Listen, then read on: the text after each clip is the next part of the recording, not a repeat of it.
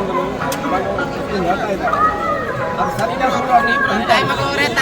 ನಮ್ಮ ಪ್ರಶ್ನೆ ಅಮ್ಮಗಿರು ಒಬ್ಬ ಯಾವುದೇ ಮಾನವೀಯತೆಯನ್ನು ಮೌಲ್ಯವನ್ನು ಹೊಂದಿರುವಂಥ ಮನುಷ್ಯರಾದರೆ ಕೆಡ್ರಿ ಇವತ್ತು ತನಿಖೆ ಇವತ್ತು ನಡೆದ ನಾನು ಇವತ್ತೇ ಹೇಳ್ಬೇಕಂದ್ರೆ ಇನ್ನು ಯಾವಾಗೂ 10 ವರ್ಷ 8 ವರ್ಷ 15 ವರ್ಷ CBI ತನಿಖೆ ಮಾಡಿ SIT ಮಾಡಿ ಮತ್ತೊಂದು ಏನೋ ಮಾಡ್ಲಾಕ ಬಂದು ನಾ ಹೇಳ್ತೇನೆ ಅಂತಂದ್ರೆ ನನ್ನ ಹಿಂದೆ ಕಾಣೋದಕ್ಕನ್ನ ಕೈಗಳು ಯಾವ ಅದಾವೆ ಅರ್ಥ ಮಾಡ್ತಾರೆ.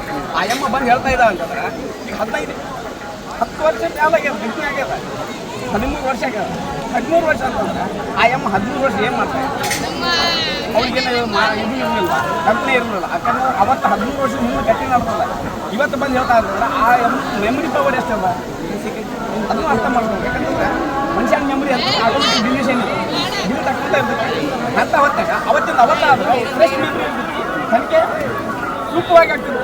ಇವತ್ತು ಬಂದ ಇದು ಹಿಂದೆ ಕಾಣದ ಕೈಗಳು ಯಾವುದಾವ ಅನ್ನೋದು ನಾ SIT ತನಿಖೆ ಮಾಡಬೇಕು. ಆನಂತರ ಅದು ನಿಜವಾಗ್ಲೂ ಏನಾದರೂ ಘಟನೆ ಆಗ್ತದೆ ಒಬ್ಬ ಯಾವುದೇ ಹೆಣ್ಣು ಮಗಳಿಗೆ ಯಾವುದೇ ಈ ದೇಶದ ಈ ಜಗತ್ತಿನ ಯಾವುದೇ ಹೆಣ್ಣುಮಗಳಿಗೆ ಅನ್ಯಾಯ ಆದರೂ ಅದಕ್ಕೆ ಸೂಕ್ತ ತನಿಖೆ ಆಗಬೇಕು, ಅವ್ರಿಗೆ ನ್ಯಾಯ ಸಿಗಬೇಕು ಅನ್ನೋದು ನಮ್ಮ ಆಗ್ರಹ. ಆದರೆ ಅದನ್ನು ಸರಿಯಾದ ಕ್ರಮದಲ್ಲಿ ಮಾಡಬೇಕು. ಅವ್ರು ಇಷ್ಟು ದಿನ ಯಾಕೆ ಬರಲಿಲ್ಲ ಅನ್ನೋದನ್ನ ಮೊದಲು ತನಿಖೆ ಮಾಡಬೇಕು. ಇಷ್ಟು ದಿನ ಆ ಎಮ್ಮ ಯಾಕೆ ಬಂದು ಹೇಳಲಿಲ್ಲ, ನಮ್ಮ ಸಮಾಜದ ಮುಂದೆ ಹೇಳಲಿಲ್ಲ, ನಮ್ಮ ಮೀಡಿಯಾ ಮುಂದೆ ಯಾಕೆ ಹೇಳಲಿಲ್ಲ, ತನಿಖಾಧಿಕಾರಿಗಳ ಮುಂದೆ ಯಾಕೆ ಹೇಳಿಲ್ಲ. ಅನೇಕ ನಮ್ಮ ವ್ಯವಸ್ಥೆ ಅದ, ಪೊಲೀಸಿನ ವ್ಯವಸ್ಥೆ ಅದ, ಪೊಲೀಸರ ಮುಂದೆ ಅವಾಗ ಹೇಳ್ಬೋದಿತ್ತಲ್ಲ, ಯಾಕೆ ಹೇಳಲಿಲ್ಲ. ಇದ್ರ ಮೊದಲ ತನಿಖೆ ಆಗಬೇಕು. ಆ ನಂತರ ಆ ಎಮ್ಮ ಹೇಳಿದ್ದನ್ನು ತನಿಖೆ ಮಾಡಿ